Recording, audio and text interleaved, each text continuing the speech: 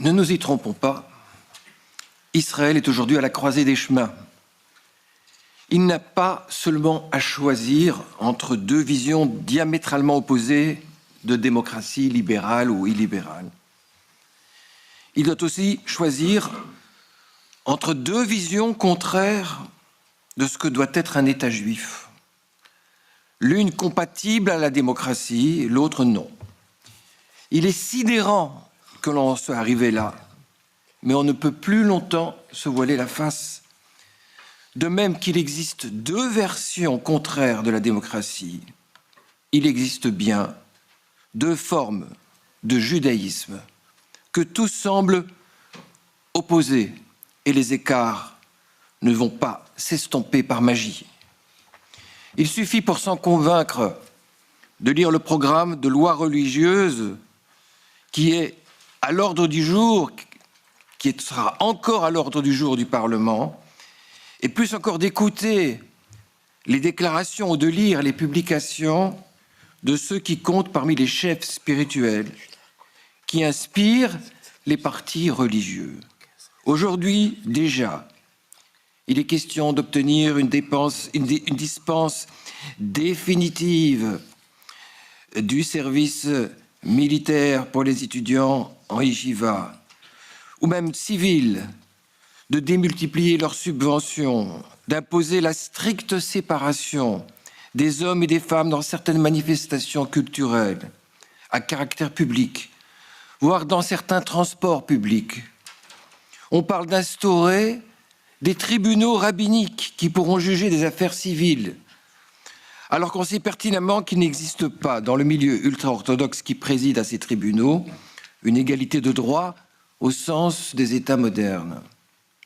On parle de renforcer le monopole du grand rabbinat en matière de conversion, de renforcer le monopole de l'orthodoxie comme seule expression religieuse légitime, ce qui n'est le cas dans aucun autre État dans le monde. Il est question de permettre une clause de conscience au nom de laquelle un médecin serait parfaitement en droit de refuser certains soins à des personnes homosexuelles ou donnerait droit à des hébergeurs de leur refuser une chambre au seul motif que leur choix ou orientation personnelle ne leur convient pas. Certains rabbins préconisent d'ores et déjà de refuser toute vente immobilière, voire la simple location, à des personnes non juives. Or, tout cela n'est encore, pour les factions radicales, que l'avant-goût d'un agenda bien plus vaste, dont je n'hésiterai pas à dire, hélas, qu'il est profondément sexiste, ségrégationniste et suprémaciste. Dans leur vision du judaïsme, on n'est pas égal si on a un homme ou une femme, un hétéro ou un homosexuel, un juif ou un non-juif, un religieux ou un non-religieux, un orthodoxe ou un non-orthodoxe, qualifié d'hérétique. Et cela ne date pas d'aujourd'hui. Cela fait des dizaines d'années que l'on a permis en Israël, par naïveté ou opportunisme politique, que se développe tout un réseau d'écoles et d'académies religieuses à l'aide de financements d'État dans lesquels, disons-le sans détour, une idéologie théocratique, profondément antidémocratique domine les esprits. Ne nous y trompons pas. Si la soi-disant réforme de la justice passe, les partis religieux radicaux composant la majorité n'hésiteront pas à faire peser tout leur poids pour que soient votées des lois bafouant les libertés fondamentales, sans qu'aucun contrepoids judiciaire ne pourra y mettre fin. Ce qui se profile en arrière-fond de la dite réforme n'est rien d'autre que l'ouverture d'une boîte de Pandore, le pavement d'un boulevard aux fondamentalistes et ultranationalistes de tous bords. Et pourtant, il existe bien un autre judaïsme, une autre façon d'envisager le judaïsme. On le voit dans les manifestations de la société civile israélienne, où se distinguent des personnes ouvertement religieuses, toute affiliation confondue, et pas seulement non orthodoxes. Que l'on songe à de grandes figures rabbiniques, ardents défenseurs de la démocratie, qui ont participé à la naissance de cet État, ou qui ont occupé des postes rabbiniques de première importance. Je pense à Ben Sion Uziel, grand rabbin du Yishuv avant la création de l'État, qui a défendu le droit de vote des femmes contre l'avis d'autres rabbins. Ou encore à Chaim David Halevi, grand rabbin de Tel Aviv dans les années 90, qui a édicté une conception de la loi juive opposée à toute discrimination ethnique. Certes, dira-t-on, lorsque l'on scrute les écritures de la tradition juive depuis la Bible, en passant par le Talmud, jusqu'aux écrits rabbiniques des temps modernes, on trouve l'expression d'une société stratifiée et compartimentée avec des institutions religieuses au pouvoir coercitif. Si bien que certains esprits, mal inspirés, déclarent que la démocratie est une idée étrangère au judaïsme. Il n'y a rien de plus faux et de plus absurde. Ou alors, il faudrait concéder que c'est le monde juif tout entier qui est devenu étranger au judaïsme. Car évidemment, en 3000 ans, toutes les sociétés ont évolué. Et le judaïsme lui-même s'est profondément transformé. À bien des égards, on ne peut que s'en féliciter, sans rien céder évidemment à l'idée naïve d'un progrès linéaire de la civilisation. Aussi, je poserai la question de fond qui reste comme un angle mort, qui est loin d'être réglé dans le monde religieux.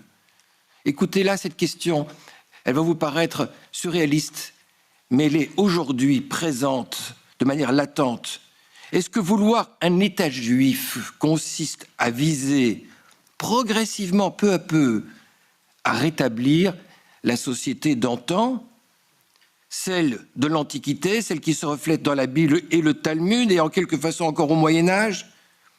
C'est une société dans laquelle, je le rappelle, mais on l'oublie, on pratiquait l'esclavage, où régnait le patriarcat, où on administrait publiquement la peine capitale, notamment pour crimes d'hérésie, de blasphème ou de non-observance rituelle, où l'on assénait des punitions corporelles au fouet. Si la fidélité au judaïsme authentique consiste à vouloir peu à peu restaurer ce type de normativité au prétexte que c'est elle qui est décrite et même prescrite dans nos écrits les plus classiques, nous nageons en plein fondamentalisme et nous ne sommes plus très éloignés de la théocratie des mollahs en Iran.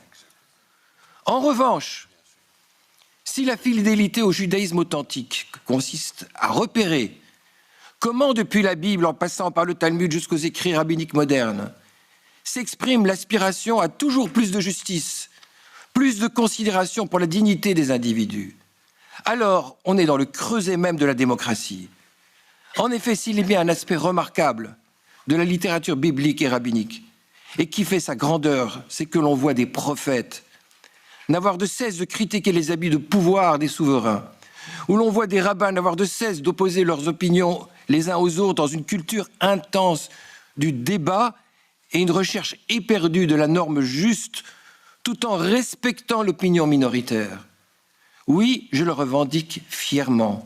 Bien des idées liées à la liberté de conscience, d'opinion, le droit à la pluralité et à la critique sont le cœur battant de notre tradition.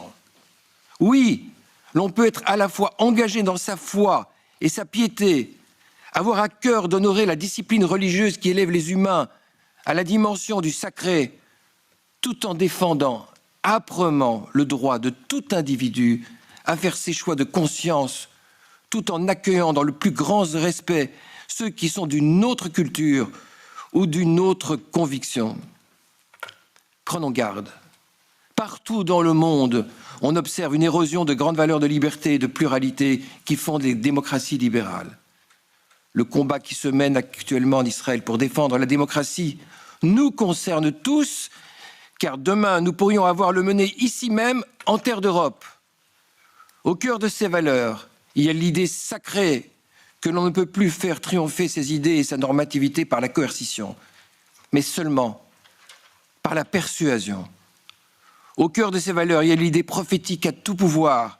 Il faut un contre-pouvoir qui le contrôle et le délimite pour qu'il n'abuse pas de son autorité en accordant des privilèges, en tolérant la corruption et en brimant les minorités. S'il y a un certain rééquilibrage opéré dans la répartition des pouvoirs, il faut veiller à ce qu'il s'opère dans le dialogue, le plus grand consensus et non pas le passage en force. Puisse l'Éternel entendre cette prière inspirée du prophète Amos. Que le bon droit jaillisse comme l'eau et la justice comme un torrent qui ne tarit point. Que l'Éternel instaure la paix dans les hauteurs et la répande sur nous et sur tout le peuple d'Israël et sur toute l'humanité. Osei shalom bimromav, hu yasei shalom aleinu val kol Israël, val kol yoshvei tevel, veimeru. Amen.